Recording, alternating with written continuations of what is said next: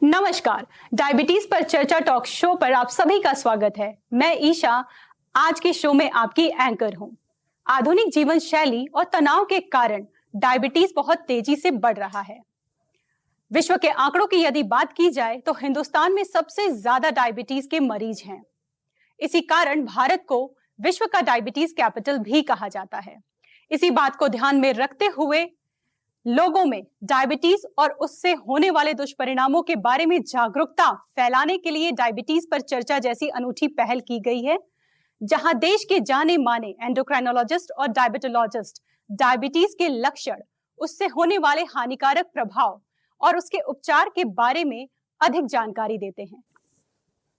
इसी श्रृंखला को आगे बढ़ाते हुए स्वागत करना चाहूंगी लखनऊ स्टूडियो से उत्तर प्रदेश और देश के जाने माने एंडोक्राइनोलॉजिस्ट एवं डायबिटोलॉजिस्ट डॉक्टर अनुज माहेश्वरी, डॉक्टर अजय तिवारी, डॉक्टर नरसिंह वर्मा और डॉक्टर शाकिब का। शो को आगे बढ़ाते हुए मेरा पहला सवाल है डॉक्टर अनुज माहेश्वरी आपसे। भारत में डायबिटीज कितना आम है? बढ़ते हुए डायबिटीज के मरीजों का क्या कारण है? साथ ही साथ हमें ये भी बताएं कि डायबिटीज के कॉमन सिम्टम्स क्या हैं। बहुत अच्छा सवाल है। आज के समय में भारत में 11 करोड़ मरीज डायबिटीज से पीड़ित हैं और 2000 में जब ये शताब्दी शुरू हुई थी तो उस समय भारत में 3 से 3.25 करोड़ मरीज डायबिटीज के थे। उसके बाद 2006-08 तक ये संख्या बहुत अधिक नहीं बढ़ी, 3.5 करोड़ हुए। लेकिन इधर हमने देखा कि ये जो डायबिटीज के रोगियों की संख्या इतनी तेजी से बढ़ी, कुछ तो शायद कोविड का प्रभाव भी रहा, लेकिन उसके अलावा जैसे जैसे हम आगे बढ़ते जा रहे हैं, जैसे जैसे समय बीतता जा रहा है, डायबिटीज की रफ्तार भी उतनी ही तेजी से बढ़ रही है। और इसका एक बहुत बड़ा कारण ये है कि हमारे जीवन में लग्जूरियसनेस या हम कहें आराम तलबी बहुत अधिक बढ़ गई है और इस आराम तलबी के चलते हुए हमारे जीवन से शारीरिक श्रम या जो मेहनत होती थी वो समाप्त हो गई और इसकी वजह से हमने शायद डायबिटीज जैसी बीमारी को पकड़ना शुरू किया। अब जहां तक आपने कहा कि ये कैसे पता लगता है या इसके सिम्टम्स क्या होते हैं, अगर सच पूछा जाए तो ज्यादातर रोगियों में ये सिम्टमलेस रहती है और ये एक बहुत बड़ा चैलेंज रहता है डॉक्टर्स को और दूसरे हेल्थ केयर वर्कर्स को कि वो डायबिटीज को कैसे पकड़ें, क्योंकि सिम्टम कोई आता नहीं है। आमतौर से किताबों में लिखा हुआ है कि अधिक प्यास लगती है, अधिक भूख लगती है शुरुआत में, फिर उसके बाद आपका वजन गिरना शुरू हो जाता है, खाने के पर्याप्त मात्रा होने के बावजूद भी वजन गिरने लगता है। तो आप ये कह सकते हैं कि डायबिटीज होने की कगार पे आप हैं या डायबिटीज आपको होने वाली है या हो रही है। साथ में जो मनुष्य होता है उसको ज़्यादा इन्फेक्शन होना शुरू हो जाता है, बार बार पेशाब जाना शुरू हो जाता है, उसको बहुत सारे इन्फेक्शन बार बार या घाव बार बार होने लगता है, वो भरता नहीं है, इस तरीके की चीजें होती हैं। पर ज्यादातर लोगों में देखा जाता है ये सब कुछ भी नहीं होता और सिम्टम लेस रहते हैं और उसको डिटेक्ट करना एक हेल्थ केयर वर्कर्स के लिए एक बड़ा चैलेंज रहता है। मेरा अगला सवाल है डॉक्टर अजय तिवारी आपसे। डॉक्टर, कोई कैसे जान सकता है कि उसे डायबिटीज है या उसे भविष्य में डायबिटीज होने का खतरा है? क्या कोई ऐसा चेकअप या टेस्ट है जिसके माध्यम से ये जाना जा सकता है कि भविष्य में हमें डायबिटीज होने का खतरा है? आपने 2 प्रश्न किए। एक तो कोई सामान्य आदमी है, उसका जोखिम क्या है डायबिटीज होने का, तो इसके लिए हमारे पास कुछ रिस्क स्कोर्स हैं। इनको हम लोग जैसे हमारे यहाँ इंडिया में हम लोग यूज़ करते हैं इंडियन डायबिटीज रिस्क स्कोर। तो इसमें हम लोग 4 चीज़ों पर विशेष तौर पर ध्यान देते हैं। एक तो उम्र जो है, जैसे जैसे उम्र बढ़ेगी वैसे वैसे डायबिटीज़ होने की संभावना बढ़ेगी। तो पहला उसमें हम लोग एज के बारे में बात करते हैं, उम्र के बारे में बात करते हैं। दूसरा हम बात करते हैं वेस्ट सरकमफ्रेंस, पेट की जो गोलाई है उसकी माप। तो ये 90 से ऊपर है और 80 से ऊपर है, 90 पुरुष 80 महिला। तो ये प्रश्न है। तीसरी चीज़ हम लोग देखते हैं, वो देखते हैं हम लोग फैमिली हिस्ट्री, परिवार में माता पिता को डायबिटीज़ है कि नहीं, क्योंकि डायबिटीज़ टाइप 2 डायबिटीज़ अनुवांशिक बीमारी है। और चौथा है फिजिकल एक्टिविटी, कि हम लोग कितना व्यायाम कर रहे हैं। इन 4 मुख्य बातों के आधार पर, जिसमें केवल एक ही नाप है, नाप क्या है, वेस्ट सरकमफ्रेंस, या जो हमारे जो कमर की गोलाई है उसकी माप। उसके अलावा सारी चीज़ें जो है हम केवल मरीज से बात करके जान सकते हैं। दूसरा प्रश्न आपने कहा कि किस टेस्ट से हम जानेंगे कि हमें डायबिटीज़ है कि नहीं है। तो इसके लिए बहुत सामान्य सा टेस्ट है, वो हम लोग रक्त में शुगर की जाँच करते हैं। उसका भी एक कायदा है, क्योंकि अगर आप देखेंगे डिफरेंट लैब्स में आप देखेंगे डिफरेंट वैल्यूज़ लिखी हुई होती है। तो 3 आधारभूत तरीके हैं जिससे हम देखते हैं 8 घंटे या उससे ज़्यादा के उपवास के बाद अगर हमने शुगर चेक किया, अगर वो 126 या उससे ज़्यादा है तो हम उसे डायबिटीज़ कहेंगे। या 75 ग्राम ग्लूकोज पानी में घोल के पीने के 2 घंटे बाद अगर हम शुगर की जांच करते हैं वो 200 से ऊपर है, 200 है या 200 से ऊपर है, तो हम उसको डायबिटीज़ लेबल करेंगे। और एक तीसरा नया टेस्ट है HbA1c या ग्लाइकोसाइलेटेड हीमोग्लोबिन भी कहते हैं, जिससे हम लोग 3 महीने की शुगर का निर्धारण करते हैं।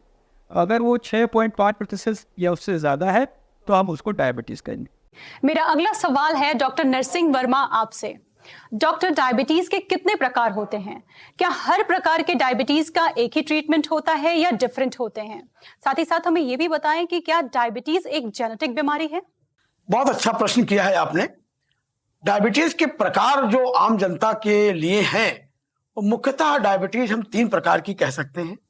एक वो डायबिटीज जिसमें बीटा सेल इंसुलिन निकालना बंद कर देते हैं, उसको हम टाइप 1 डायबिटीज कहते हैं, जिसमें इंसुलिन बनती ही नहीं है।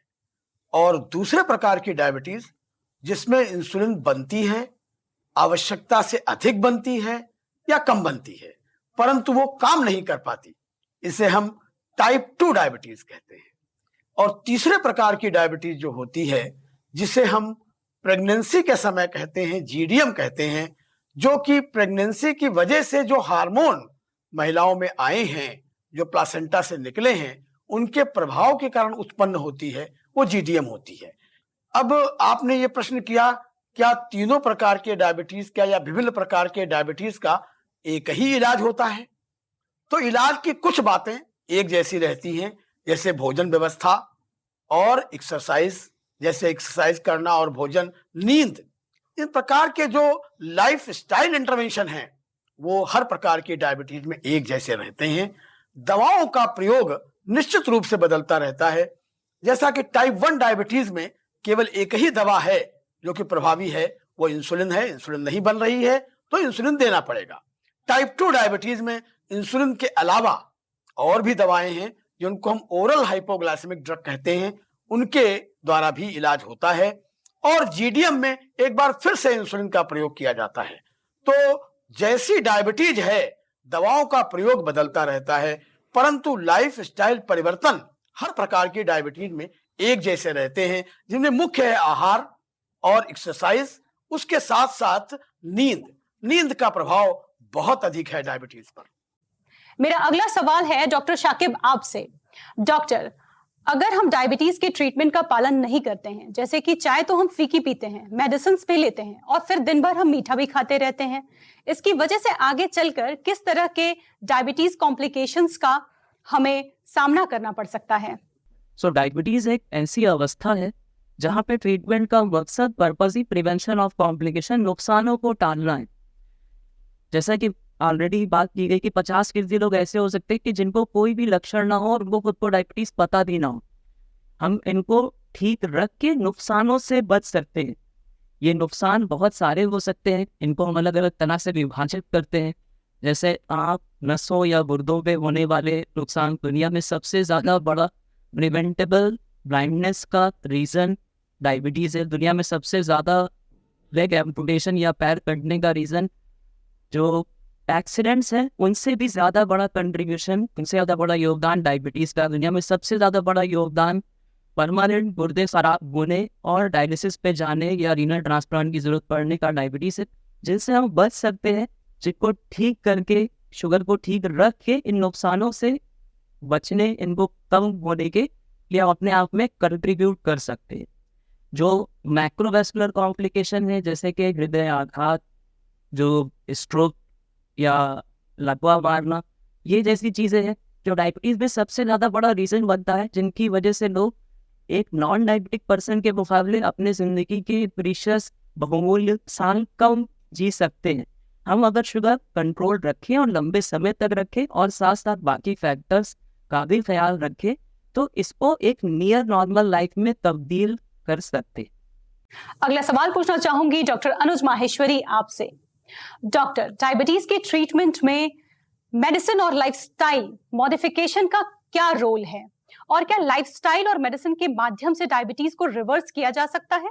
ये आजकल के समय का बड़ा ज्वलंत प्रश्न है और बहुत ज्यादा इसके बारे में बातचीत की जाती है कि क्या हम डायबिटीज को रिवर्स कर सकते हैं या नहीं। तो पहले तो मैं आपके पहले सवाल का जवाब देता हूं कि लाइफस्टाइल मॉडिफिकेशन का कितना महत्व है। सारा खेल लाइफस्टाइल मॉडिफिकेशन का ही है। हम लाइफस्टाइल से भटक गए, इसीलिए हमें डायबिटीज हुई। जेनेटिकली तो हम आज भी वही हैं जो आज से 50 साल पहले थे। हमारे जेनेटिक सिस्टम में उसमें कोई ऐसा बदलाव नहीं हुआ जो कि 50 साल पहले नहीं था। लेकिन इपिजेनेटिक फैक्टर्स यानी एनवायरमेंटल फैक्टर्स जैसे हम लोगों ने पहले डिस्कस किया कि अधिक भोजन करना, अधिक कार्बोहाइड्रेट युक्त भोजन करना, ज्यादा एक्सरसाइज कम करना, फिजिकल इनएक्टिविटी या जिसको कहते हैं शारीरिक श्रम कम करना, लग्जूरियस लाइफ या आराम तलबी जैसी चीजों के बारे में, तो ये चीजों ने हमारा लाइफ स्टाइल था उसको बिगाड़ दिया। अब अगर हम उसको वापस पटरी पर लाने की कोशिश करते हैं तो निश्चित रूप से हमें उसका फायदा होगा। जो दूसरा सवाल था आपका कि क्या हम रिवर्स कर सकते हैं कि नहीं कर सकते, इसके लिए अगर हम इसको थ्योरेटिकली बात करें तो निश्चित रूप से कर सकते हैं, लेकिन प्रैक्टिकली ये होते देखा नहीं गया। और अगर कोई कोशिश करता भी है उसमें जाने की तो एक थोड़े समय तक के लिए तो वो कर पाता है, पर permanently it is not possible. Permanently उस तरह के लाइफस्टाइल को वापस पाना संभव नहीं होता और इस कारण से कुछ समय के लिए तो हम देखते हैं कि डायबिटीज हमारी नियंत्रण में हुई या इतने नीचे लेवल पे पहुंच गई कि हमें लगा कि ये रिवर्स हो गई है, पर एक्चुअली वो रिवर्सल नहीं होता, वो रिडम्पशन होता है। डायबिटीज अपने लोवेस्ट लेवल पे आ जाती है पर वो पूरी तरीके से समाप्त नहीं होती, रिवर्स नहीं होती, और जैसे ही फिर दोबारा वो चीजें, वो फैक्टर्स जिनसे हमने उसे पीछे किया था वो नहीं रहते तो वो दोबारा उभर के सामने आने लगती है। मेरा अगला सवाल आपसे है डॉक्टर अजय तिवारी। डॉक्टर, मैं जानना चाहती हूं कि डायबिटीज के ट्रीटमेंट में हाल फिलहाल में कोई नई प्रगति हुई है जो कि डायबिटीज के इलाज में लाभदायक साबित हो सकती है। साथ ही साथ हमें यह भी बताएं कि डायबिटीज के मुख्य कारण जो कि सेंट्रल ओबेसिटी है उसको लेकर कोई नई मेडिसिन या नया रिसर्च हुआ है या होने वाला है। तो अभी जो समय है हमारा, ये बहुत ही खास और बहुत ही एक्साइटिंग, ये जिसे कहते हैं बहुत ही एक्साइटिंग समय है, क्योंकि बहुत सारी ऐसी दवाइयाँ आई हैं जो कि डायबिटीज़ पर भी काम कर रही हैं और मोटापे पर भी काम कर रही हैं। तो ये बहुत ही इंटरेस्टिंग टाइम है। और जैसे अभी हमारे पास कुछ दवाइयाँ हैं इनको हम लोग ट्विन क्रेटिन्स कह रहे हैं। तिराज़ेप्टाइड एक दवाई आई जो कि GLP एक तरह का हार्मोन है जो कि हमारे हाथ से निकलता है, और GIP, इस दोनों को का एगोनिस्ट। ये दवाइयाँ क्या करती हैं, ये वजन घटा रही है। वजन कितना घटा रही है? जितना वजन हम लोग बैरिएट्रिक सर्जरी से प्राप्त कर रहे थे, करीब 20 किलो, और साथ में करीब 2% तक HbA1c को भी घटा रही। पहली बार हम लोग मतलब नॉर्मल ग्लूकोज जो HbA1c के मानक थे 5.6 वो प्राप्त करने में संभव हो पा रहा है बिना हाइपोग्लाइसीमिया के। तो ऐसी स्थिति जो है बहुत अच्छी है। इसी के साथ एक और इसके आगे एक और दवाई आई है, वो उसमें 3 ट्रिपल एगोनिस्ट है। इसमें ग्लूकागॉन, GLP और GIP, लिटाट्रुराइड एमसेल एक दवाई आई है, अभी मार्केट में नहीं आई है, उसके भी रिजल्ट्स तिराज़ेप्टाइड से भी अच्छे पाए गए। तो ये दवाइयाँ निश्चित ही, जो आपने प्रश्न किया कि सेंट्रल ओबेसिटी जो मोटापा है, जो पेट पे मोटापा लगता है, वो ही डायबिटीज़ का मुख्य कारक है, उसको घटाने में और मोटापे को घटाने में और साथ में डायबिटीज़ को कम करने में। तो ये इसलिए एक्साइटिंग है क्योंकि हम उतना ही वजन घटा पा रहे हैं जितना कि हम लोग मेटाबॉलिक सर्जरी या बैरिएट्रिक सर्जरी से कर रहे थे बिना ऑपरेशन कराए। तो ये निश्चित ही एक बहुत ही अच्छा विकास है।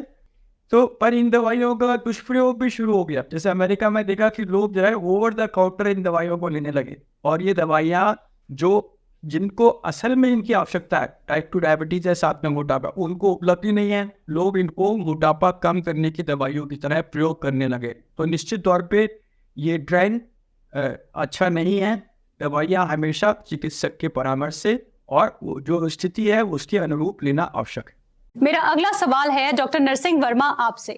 मैं जानना चाहूंगी कि डायबिटीज के मरीजों को उपवास रखना चाहिए या नहीं, और यदि वे उपवास रखते हैं तो उन्हें किन बातों का ख्याल रखना चाहिए, जैसे मेडिसिन और डाइट को लेकर कुछ बदलाव करना चाहिए या नहीं? इस बारे में हमारे दर्शकों को बताएं। आपका प्रश्न बहुत ही उत्तम है, क्योंकि हमारा देश उपवास का देश है। यहाँ पर उपवास रखने की लंबी परंपरा रही है। पुरानी संस्कृति के समय से उपवास रखते रहे हैं। तो डायबिटीज के रोगी उपवास को रख सकते हैं, उपवास रखना मना नहीं है, परंतु उनको चिकित्सक से सलाह लेनी होगी। कुछ ऐसे रोगी हो सकते हैं जिनकी मात्रा बहुत कम होगी, जिनको चिकित्सक उपवास न रखने की सलाह देगा, लेकिन ज्यादातर मरीजों को उपवास रखने में कोई समस्या नहीं है। उपवास के समय दवाओं के प्रयोग में थोड़ी सावधानी की आवश्यकता है। कभी कभी वो दवाएं जो भोजन के बाद शुगर को कम करती हैं, उन दवाओं के प्रयोग में परिवर्तन करना पड़ता है और दवाओं का समय बदलना पड़ता है। दवाएं जो सुबह ली जाती थी वो शाम को, और जो शाम को ली जाती थी वो सुबह, इस प्रकार का परिवर्तन करना पड़ सकता है। कभी कभी ऐसा भी होता है कि उपवास के कारण दवाओं के डोज में भी परिवर्तन संभव होता है और चिकित्सक अपनी राय के अनुसार करेगा। दूसरा सवाल जो आपका था उपवास से रिलेटेड, वो ये था कि क्या उपवास के समय दवाओं का, तो वो मैंने बता ही दिया। उपवास कई तरह के हैं धार्मिक मान्यताओं के अनुसार। तो डाइट में ये ध्यान रखना है, अगर वो उपवास है जिसमें दिन में पानी नहीं पीना है, तो सुबह के समय उपवास शुरू करने के पहले काफी मात्रा में रसीले पदार्थ जिनमें पानी हो उनका उपयोग करना है। और उपवास में यह भी ध्यान रखना है कि जिन चीजों को हम ले सकते हैं उनकी मात्रा बहुत अधिक ना हो। बहुत अधिक मात्रा होगी तो ब्लड शुगर बढ़ जाएगा। मेरा अगला सवाल है डॉक्टर शाकिब आपसे। डॉक्टर शाकिब, मैं जानना चाहूंगी कि डायबिटीज के मरीजों में स्किन प्रॉब्लम, डिप्रेशन और थकावट जैसी समस्याएं आम हैं। तो एक डायबिटीज स्पेशलिस्ट होने के नाते उनके परिवारजनों के लिए और मरीजों के लिए आपकी क्या सलाह होगी? डायबिटीज एक प्रोग्रेसिव और डायनेमिक कंडीशन है। अलग अलग परिस्थितियों में, चाहे वो किसी भी तरह की स्किन इन्फेक्शन हो, जो कि नॉर्मल लोगों के मुकाबले डायबिटिक पेशेंट में होने के चांसेस ज़्यादा रहेंगे और उनके हील होने में भी प्रॉब्लम रहेगी। अलग अलग परिस्थितियों में हमारी शुगर भी अलग तरह से व्यवहार करती है, हमारी ज़रूरत अलग हो सकती है। अगर हमारा शुगर का कंट्रोल अच्छा नहीं था, हमको इंसुलिन की ज़रूरत पड़ सकती है दवाइयों के बजाय, या दवाइयों के बदलाव की आवश्यकता पड़ सकती है। प्लस हमारा तन और हमारा मन, ये दोनों आपस में जुड़ी हुई चीज़ें। अगर हम तन से अच्छे नहीं हैं तो हमारे मन, हमारे मानसिक स्वास्थ्य के ऊपर भी फर्क पड़ता है। किसी भी क्रोनिक डिसीज से अफेक्टेड पेशेंट को यह एहसास होता है कि उसकी ज़िंदगी के डे टू डे के चैलेंजेस के अलावा उसकी डायबिटीज़ भी कहीं ना कहीं उसको पुल कर रही। तो इसके लिए उसको कभी कभी मानसिक स्वास्थ्य के लिए भी असिस्टेंस की ज़रूरत पड़ सकती है। अगर वो सिर्फ एंडोक्राइनोलॉजिस्ट या डायबिटोलॉजिस्ट नहीं दे सक रहा है तो उसको उसके स्पेशलिस्ट को भी दिखाने की आवश्यकता होती है। उसको दिखाना चाहिए ताकि वो अपने शरीर और अपने मन दोनों चीज़ों का साथ साथ बेहतर ख्याल रख सके। जब हम अपनी शुगर बेहतर कंट्रोल रखेंगे, जब ये कॉम्प्लिकेशन को बेहतर ओवरकम कर सकेंगे, तो हम एंग्जाइटी या डिप्रेशन या डायबिटीज डिस्ट्रेस एक अपने आप में एक अलग टर्म है, जहाँ पे पेशेंट को ये फील हो सकता है कि जो उसकी एस्पिरेशंस थी, जो उसके महत्वाकांक्षाएं थी, उसमें कहीं ना कहीं डायबिटीज भी एक बैड रोल प्ले कर रहा है। लेकिन अगर वो इन चैलेंजेस को एक्सेप्ट करे और एक्सेप्ट करने के बाद कैसे सीख करना है, कैसे इन चीज़ों को का निराकरण करना है, इसके लिए सही पर्सन से सही वक्त पे राय ले, तो वो सारी चीज़ों को ओवरकम कर सकता है। हमारे आसपास बहुत सारे शानदार लोग हैं जो टाइप 1 डायबिटीज़ और टाइप 2 डायबिटीज़ के साथ में 4 टाइम इंसुलिन लेके भी अपने एकेडमिक, अपने अलग अलग फील्ड्स में, रिस्पेक्टिव फील्ड्स में शानदार उपलब्धियां अर्जित कर रहे हैं और एक शानदार जिंदगियां बिता रहे हैं। डॉक्टर अनुज माहेश्वरी, हमारे दर्शकों के लिए जिनको डायबिटीज है या जिनको डायबिटीज नहीं भी है, उनके लिए आप क्या संदेश देना चाहेंगे? मैं अपने सभी दर्शकों को, अपने सभी देशवासियों को ये कहना चाहूँगा कि अपने जीवन में शारीरिक श्रम का साथ कभी ना छोड़ें, रेगुलर व्यायाम करते रहें और खाने पीने में कार्बोहाइड्रेट को नियंत्रित मात्रा में लें। मैं उसको ना लेने की सलाह नहीं देता, पर उसे नियंत्रित करने की सलाह देता हूँ। दूसरा, एक जो बहुत इंपॉर्टेंट चीज जिसको कहना चाहता हूँ, आजकल डायबिटीज कम उम्र में होने लगी है, टाइप 2 डायबिटीज भी कम उम्र में होने लगी है और बहुत सारे युवा ये समझते हैं कि हम जितना देर से इलाज शुरू करेंगे उतना अच्छा है हमारे लिए, और इलाज को टालते जाते हैं। मैं उनसे ये कहना चाहता हूं कि जितनी जल्दी वो अपना इलाज शुरू करेंगे उतना ही वो कॉम्प्लिकेशंस जैसे गुर्दे की खराबी और हृदय रोग संबंधी बीमारियों से बचे रहेंगे। वरना आजकल हम लोग देख रहे हैं कि 50 साल तक पहुंचते पहुंचते लोगों को गुर्दे की समस्याएं आना शुरू हो जाती हैं। इसका अगर बचना है तो हमें डायबिटीज जिस दिन पता चले हो रही है उसी दिन से उसका इलाज शुरू करना है, चाहे वो गोली के रूप में हो, चाहे वो इंसुलिन के रूप में हो, और साथ में लाइफस्टाइल मॉडिफिकेशन को कभी नहीं छोड़ना है, चाहे हम कितनी भी अच्छी से अच्छी दवा डायबिटीज के लिए कर रहे हैं। डॉक्टर अजय, तो लाइफस्टाइल मैनेजमेंट में ये कहेंगे कि आधी प्लेट सब्जियों से भरी और तरह तरह के रंग की सब्जियों को प्रयोग करें। दूसरा जो बहुत इंपॉर्टेंट पार्ट है, सिटिंग टाइम और स्क्रीन टाइम। ये दो आज की हमारे जो समय की सबसे बड़ा परेशानियां हैं। सिटिंग टाइम, बीच बीच में ब्रेक लीजिए, लंबे लंबे समय तक मत बैठिए। और स्क्रीन टाइम, तो मोबाइल, टीवी, इस पे जो बच्चे आजकल बैठ रहे हैं, तो इस चीज़ से बचें।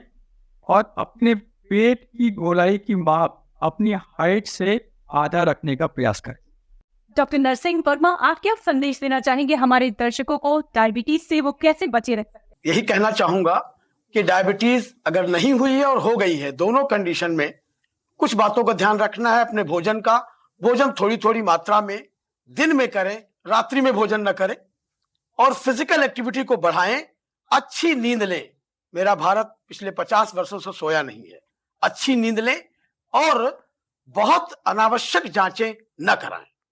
डॉक्टर शाकिब, आप क्या संदेश देना चाहते हैं हमारे दर्शकों को डायबिटीज को लेकर? डाइट एंड लाइफस्टाइल मॉडिफिकेशन, खाने पीने का बदलाव, दिनचर्या की बदलाव, जिन चीज़ों के बारे में बात की गई, ये नींव है, आधार है, कॉर्नर स्टोन है एक अच्छे मैनेजमेंट की। ना बिना इनके काम चलेगा, लेकिन सिर्फ इनसे भी काम नहीं चलेगा। आप सिर्फ इतना करने के बाद निश्चिंत नहीं हो जाए।